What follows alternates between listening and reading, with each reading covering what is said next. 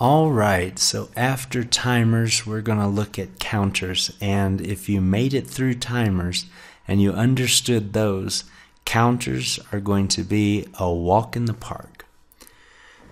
So I've got our program in front of me and I've got it revised a little bit. We still have our light switch condition on the left of rung 0. But now we've replaced our timer with a counter. In this case, we have a CTU, which is count up. There is also a CTD, which is count down. And I won't give an example of CTD because it works exactly the same as CTU, only the number moves in a different direction. So it's pretty self-explanatory. So we have our CTU addressed as C5:0, and when you look over here in our data file, you see that C5 is in fact a default data file associated with counters, which is why it begins with the letter C. And I've arbitrarily plugged in a value of 10 for the preset. So we have an accumulator and a preset, just like we did on our timers. The preset told us how many units, whether it was seconds or milliseconds or hundredths of a second, we would be accumulating. Well, in this case, we are counting transitions. We are counting every time this becomes true.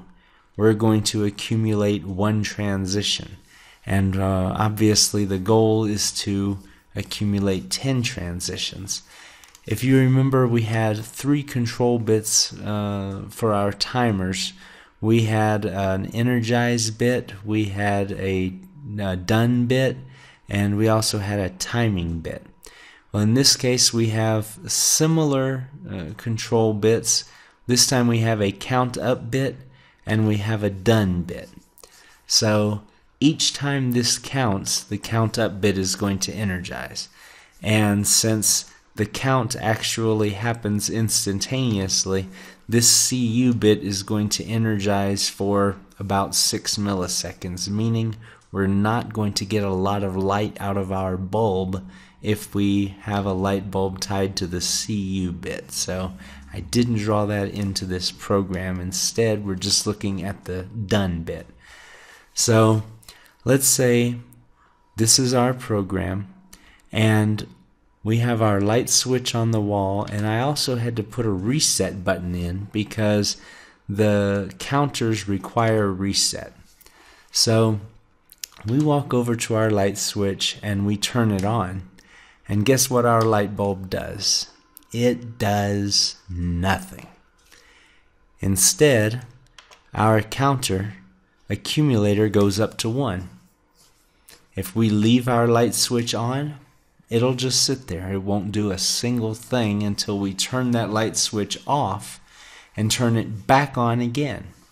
Now our accumulator goes up to 2, and at this point you've probably figured out I'm going to have to rock this light switch back and forth 8 more times before my light comes on, and that is correct. And when you're ready to turn it off, flipping the light switch is not going to help you. You're going to have to push the reset button, reset the accumulator on your counter, and the next time you want to turn the light on, better start flipping the switch. You've got 10 iterations to go. So that is the ins and outs of counters, and obviously those are useful for counting widgets traveling down a conveyor belt with a proximity switch, or counting how many cycles a machine runs. It can be used for hour meter programs if you're tracking runtime from within the PLC and you want to count how many hours have passed, how many days, how many weeks. A lot of uses for the timer, and the good news is timers and counters are so similar that if you understand one, the other almost becomes self-explanatory. As with any of these commands, it's good that you're getting introduced to them now, But you really don't master anything until you've used it, until you've practiced with it, until you've thrown it into a program, run it on an emulator, run it on a real PLC.